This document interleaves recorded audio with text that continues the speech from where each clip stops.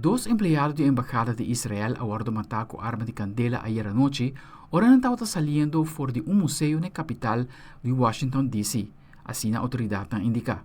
Un sospechoso queda detenido.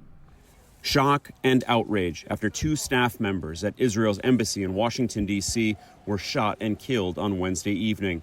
30-year-old Yaron Lashinsky and 26-year-old Sarah Milgram were an Israeli couple. They were exiting an event at the Capitol Jewish Museum when a person opened fire. Eyewitnesses say that he later pretended to be a witness. We believe the shooting was committed by a single suspect who is now in custody. Prior to the shooting, the suspect was observed pacing back and forth outside of the museum. Eyewitness video obtained by CNN appears to show the suspect as he's taken into custody. Free Palestine! Police have identified him as 30-year-old Elias Rodriguez from Chicago, who they say turned himself in and shouted Free Palestine while being handcuffed, as seen in this video. The FBI and D.C. police have launched their investigation, and the Israeli embassy is assisting. The NGO IsraAid, whose members were keynote speakers at the event, said the gathering was focused on humanitarian aid, including for Gaza. I'm still in a bit of state of shock. But, what started off as a night of humanity and love and connection turned into this kind of horrific, atrocious nightmare. Another eyewitness told CNN that the gunman went into the museum after the attack and then turned himself in, saying, "I did it for Gaza." Israel's ambassador to the U.S. said the young couple who was killed was about to be engaged. The young man purchased a ring this week with the intention of proposing to his girlfriend next week in Jerusalem. They were a beautiful couple who came to enjoy an evening in Washington's Cultural Center. President Donald Trump expressed his condolences to the victims' families, posting on social media, quote, "These horrible DC killings, based obviously on anti-Semitism, must end now. Hatred and radicalism have no place in the USA." E Visit Bogota awor disponível para download caminda ta duna vista de evento ng lugaran turístico e restaurante rond de ciudad. Nos colega de Noticias Caracol, Tatiana Gordillo, ta mostrarnos cómo la aplicación ta funciona.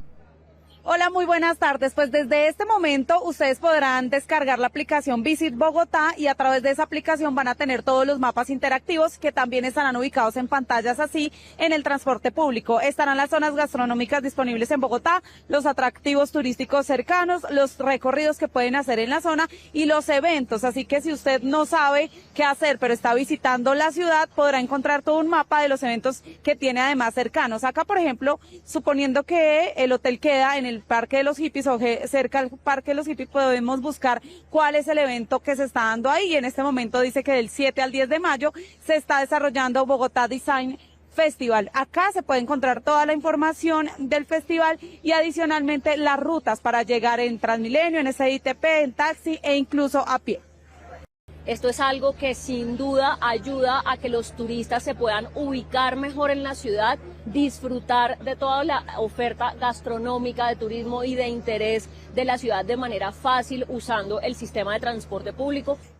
Uno de los atractivos turísticos que más buscan en Bogotá quienes visitan la ciudad, por ejemplo, es el Museo del Oro. Así que en el mapa, si usted le da ahí clic, usted se va a poder encontrar toda la información, incluso fotografías de lo que queda cercano al Museo del Oro, va a poder conocer parte de su historia para saber si le atrae ir o no y por supuesto, como les veníamos mencionando, las rutas a través de este código QR que aparece en la parte de abajo del mapa, tanto en la aplicación del celular como en estas pantallas interactivas, usted podrá tener la ruta a través de Google Maps para poderse acercar a este destino y no le tome más tiempo del que debe. E companhia cinematográfica está preparando para lançar peliculanan para temporada de zomer. Seguintemente, nosso colega Rick Damajali está repassar alguns de blockbusters que lo estrenar pronto em cine.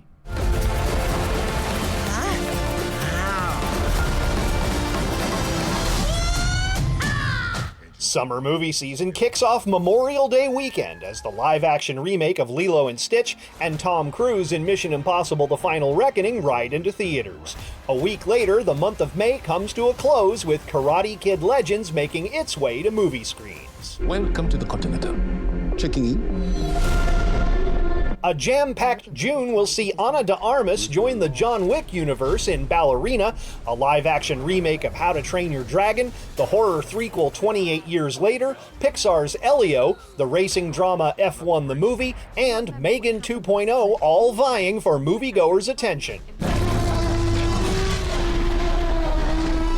Dinosaurs stomp back into theaters in July with Jurassic World Rebirth, followed by James Gunn's Superman, the remake of I Know What You Did Last Summer, a new animated Smurfs adventure, and Marvel's The Fantastic Four: First Steps. Showtime.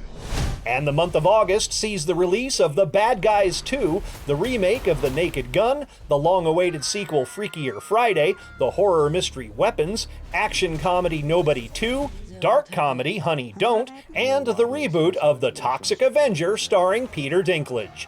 Getting an extra-large popcorn in Hollywood, I'm Rick Damigella. Aldric Werleman, Telenoticia.